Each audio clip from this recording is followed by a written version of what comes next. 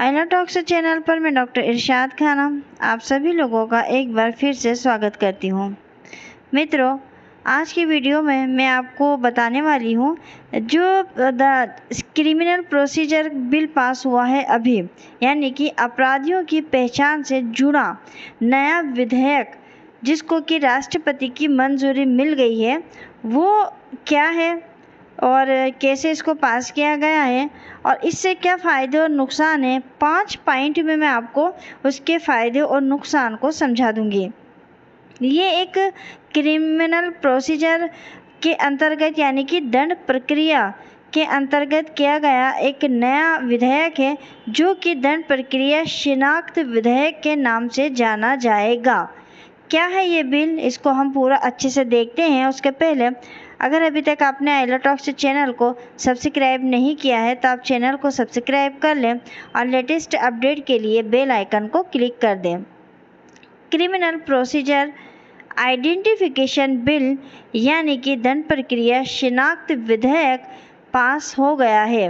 राष्ट्रपति रामनाथ कोविंद ने दंड प्रक्रिया पहचान विधेयक को मंजूरी दे दी है, जिसमें किसी अपराध के मामले में गिरफ्तार व्यक्तियों और दोष सिद्ध अपराधियों का रिकॉर्ड रखने के लिए अत्याधुनिक प्रौद्योगिकी के उपयोग की अनुमति देने का प्रावधान किया गया है। यानी अब किसी भी अपराधी या दोष सिद्ध व्यक्तियों के, अपराधियों के या गिरफ्तार किए गए व्यक्तियों के रिकॉर्ड रखने के लिए जो आधुनिक हमारे पास जिसको कह लें हम कि प्रौद्योगिकी है, यानी कि कंप्यूटर है या कोई भी ऐसी जो आधुनिक मशीन है हमारे पास है, उसका उपयोग करने की अनुमति इस एक्ट के माध्यम से दे दी गई है। ये अधिनियम जो है 1920 के कैदियों की पहचान संबंधी कानून के स्थान पर लाया गया है। लोकसभा में ये विधेयक 4 अप्रैल को और राज्यसभा में 6 अप्रैल को ये पारित हो गया था और अब इसको राष्ट्रपति की अनुमति भी मिल गई है। इस अधिनियम का विरोध भी किया गया था। जो विपक्ष वाले थे उन्होंने इसका विरोध किया था और इस विरोध का क्या आधार था।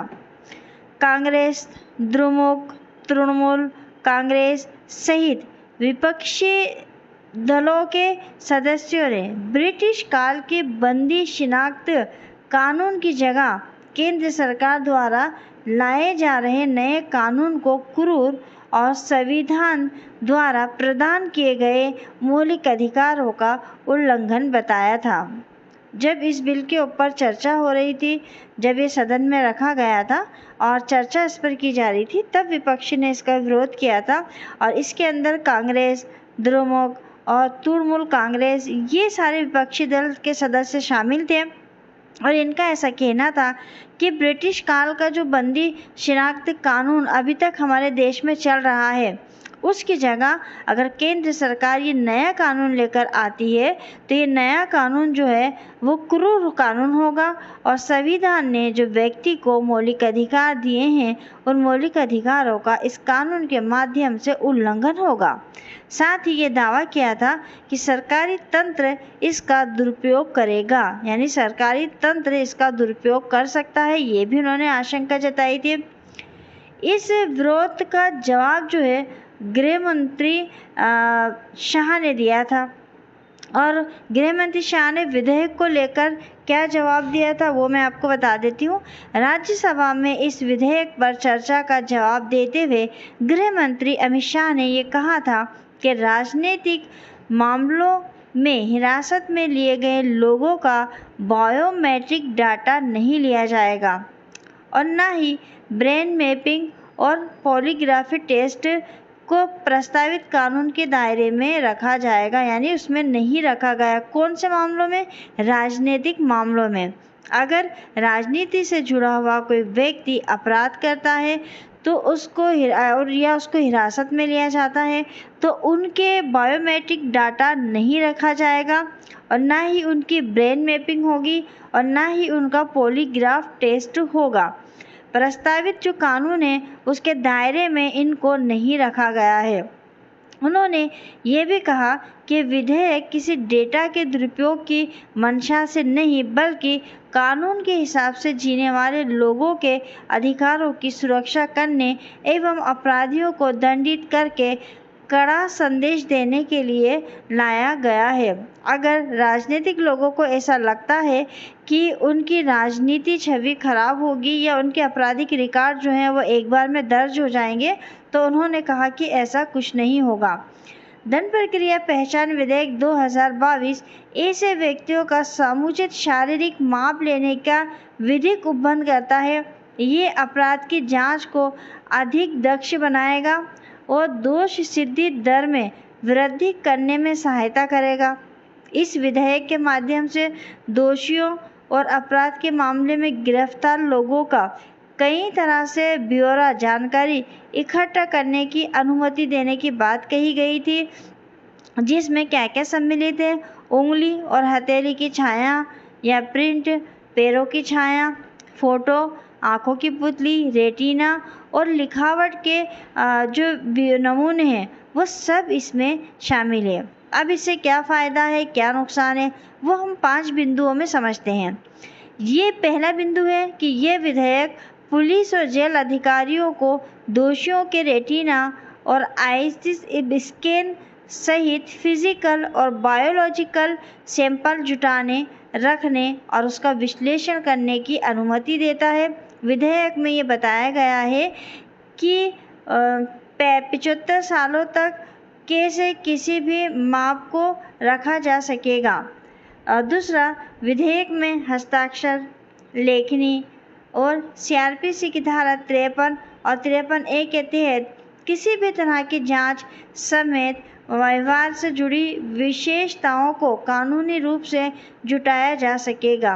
तीसरा, इसका मुख्य जो बेस होगा, इसके अनुसार अगर दोषी मान लेते हैं, किसी तरह का विरोध जताते हैं, यानी जिसको दोषी मान लिया है और दोषी मान ले कि वो किसी तरह का विरोध जताते हैं, तो उसे आईपीसी की धारा 186 के तहत अपराध माना जाएगा और साथ ही 3 महीने की सज़ा या 500 रुपये जुर्माना या दोनों हो सकता है।